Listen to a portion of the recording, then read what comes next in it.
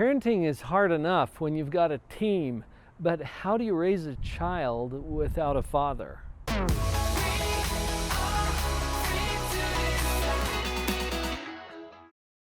It is what it is. I know, that can be totally annoying.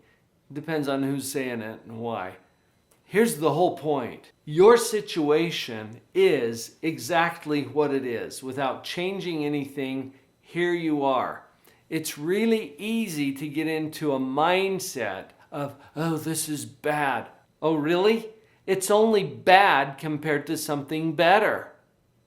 And it's only good compared to something worse. So here you are, constantly and permanently between something better and something worse. That's all I mean. It is what it is. As we talk about how to raise a child without a father, it's easy to jump into, oh, this is bad. Really? It is what it is. And it is what you've got, apparently, because you found this video. So avoid the temptation to conclude that this is bad. In fact, here you are, a concerned parent who's going to do something about this, right? That positivity is so important. In fact, go back to that first video that we launched about how to be positive no matter what, and review that a little bit, because this situation and how you see it is going to set up the energy that you're going to apply to all the other tips that I'm going to give you today. Now, having said that, present is better than perfect. Now, we know that because the fact that you're there is important. Let's take off the pressure that you have to be mom and dad. If dad is out of the picture, then this kid has mom. Okay, be the very best mom you know how to be. Stop trying to be mom and dad. I know it feels like that sometimes, and we even say it that way. Well, I have to be mom and dad to my kid. No, you don't. You need to be mom right now if dad's out of the picture. And dad, if you're watching this video and you're trying to raise a kid without a mom, same thing applies to you. You don't have to be dad and mom. Just be a great dad.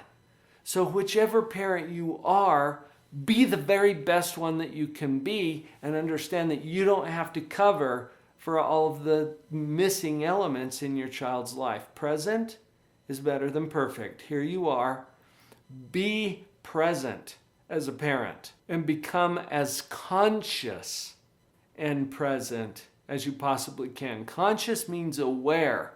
The fact that you're here watching this video tells me that you're a conscious parent. Thank you for that. Continue to be aware, conscious, and present for your child. Now, let's get into an important aspect of positive psychology that has everything to do with raising a child without the other parent present. And it has to do with two determinant paradigms. A paradigm is just the way you see things, okay? It's a worldview. It's a mindset, if you will. And I think it comes down to these two basic paradigms. We've got the victim and we've got the agent. Now, what's the difference? A victim goes through life blaming. It's that negative vitriolic, oh, it's not my fault. And then you find someone else or something else to blame, right? As opposed to the agent side over here, which is all about responsibility. In my book, I break that down into two words: responsibility, which is your ability to respond to what's happening in your life. You don't always get to choose what happens. Have you noticed? Some stuff just happens. What do you get to choose? You always get to choose your response. And that responsibility, that ability to respond to the things that are happening in your life, puts you on the agent side of these two paradigms. In a victim paradigm, it's all about, I can't. Oh, usually there's an exclamation point after that. I can't, and here's 15 reasons why. You know, the hard thing about that, well, the problem with this is, see, this is how a victim mind operates. As opposed to, I can. How can I? That question is so powerful, and it's a great question Make sure that it's a question, not a statement disguised as a question. Well, how can I do that? See, that's not a question. Hear the exclamation point? It's a statement disguised as a question. How can I do that? That's a good question. And that's an agent kind of a question. Over here on the victim side, why me? Usually in a whiny voice, right? Why am I left all by myself to raise this child? Why me? I know, disgusting, isn't it? Make sure you're not showing up as that whiner or that why baby over here talking about why me. What's the opposite of why me? On the agent side, why not me? Seriously, am I not just as qualified to take this on as anybody else? It's just as legitimate a question. But on the victim side of things, we don't even stop to ask, why not me? We just get into that victim mode where we're whining about it. Honestly, think about this. What kinds of people have to raise a child without the other parent even on board?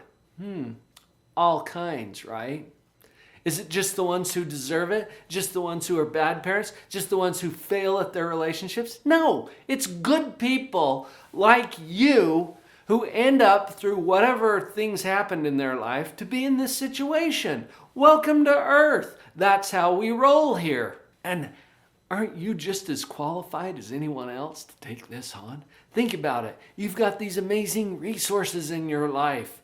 You've got people around you who support you. You've got the ability to do this thing. And if a certain percentage of people are going to have to do this anyway, who do you want to wish it on? See, you're not going to come up with your best friend and say, oh, well, I wish they would do this instead of me. Take it on. Take it on. Why not me? Do you see how empowering that is? It's a whole different mindset. Choosing the agent paradigm is the most important thing that you can do to empower yourself to become the best parent that you can be. Now, I could go on and on and on about the agent versus the victim. Honestly, though, I do want to share some additional resources about that. And if you'll pick up my book, Pathological Positivity, there's a .com for that, and we'll put a link down in the description.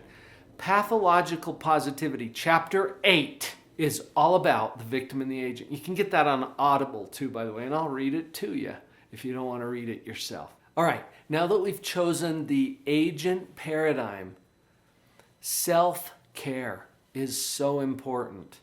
In the course that I did with my wife Vicki on positive parenting, it's called the Parenting Power Up. There's a .com for that too. We emphasized 4 rules for parents.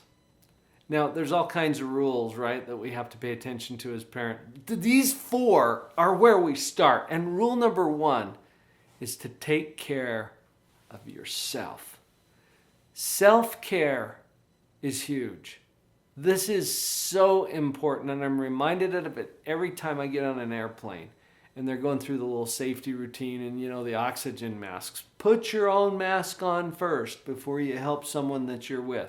Yeah, they have to remind us because our gut, our instinct as a parent is to help this little child that we're responsible for. Well, yeah, okay, but how are you going to help your child if you're out cold in the aisle? You're just in the way. You're part of the problem now. You got to put your own mask on first. Self-care is huge. And that includes all of those wonderful things that we've talked about in some of our other videos here about getting enough sleep, getting good exercise, eating a balanced diet, having periods of prayer and meditation that allow you to center yourself and calm some of the noise in your head. All of these things are so important. Take care of yourself. The next point is to build your team. Now, I know you're doing this on your own. The other parent isn't on board, so that's not the team I'm talking about. I'm talking about your community. I'm talking about your family, your church, the resources that are all around you of good people who have skills and knowledge and access to resources that you don't have. You want to build that team. In fact, going back to the rules of parenting, rule number 1 is take care of yourself. Rule number 2 is take care of the team. The kids don't even come in until rule 3, which is discipline your kids and then love your kids. Build up and take care of this team that will allow you to be more effective as a parent. Can you raise a child without the other parent present? Oh yeah.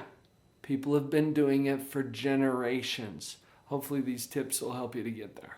So the good news is you don't have to be both parents. Just be the one that you are. And let us help to power up your team. We've got a lot of resources here in the Positive Parenting playlist. I hope you've checked that out. And you've heard me mention the Parenting Power Up. There's a link, see that button right over there? Check that out. This is where Vicki and I have put together some of the best tips and strategies that we can come up with to help you be a better parent. I know that's what you want to do. We're happy to be on your team.